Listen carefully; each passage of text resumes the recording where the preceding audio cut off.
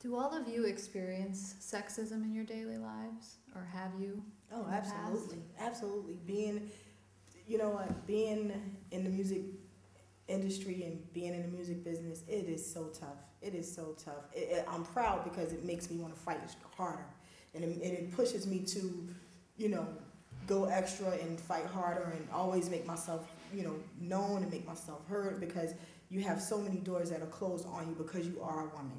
Even in the workplace, people look at you, you make this amount of money, a man should make more money. Or, Yes. you go get your education, you'll see women, we fight, we work hard.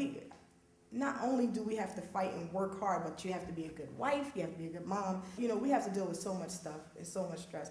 It plays a part.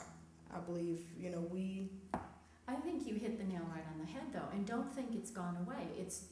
Is this thing about, okay, there is a law that says equal pay for equal work, except that when you find that that's not the case, and more, particularly in corporate America, you'll find that, it's pretty much a citable offense if you share your remuneration with other members who are on your same level. Mm-hmm.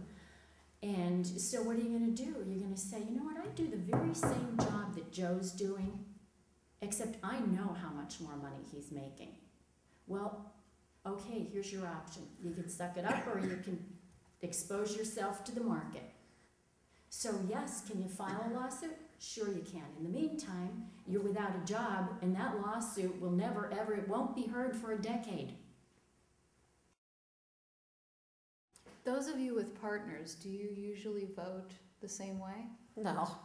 Yes. I mean, Up until this we election, yeah. always do. I mean, we're both Democrats, diehard Democrats, but I'm my own person. I will never, ever base my decision on who to vote for, on whether my husband likes it or not, my father, my mother, anybody. That is my personal power, is to vote for who I want. So if you no. ended up voting for the same people, it's just It's coincidence, yeah. It'll never be based on that, ever. My father and mother were married many, many years, and my father was a coal miner, and my mother went to 5th grade.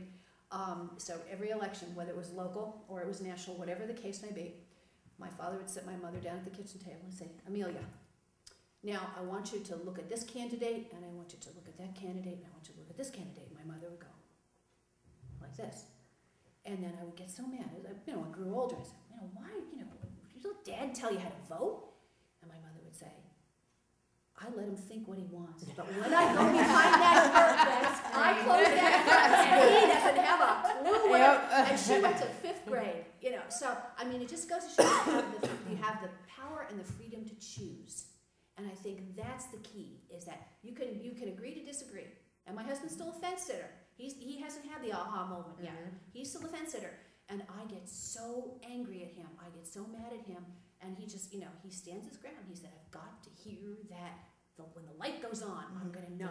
I'm going to know. Yeah. What if the light doesn't go on? What if it doesn't go on? He'll vote, and I think at that point, if the light doesn't go on, he will make his decision when he bellies up to the voting machine. And he has to push that button. He has to because he will not go.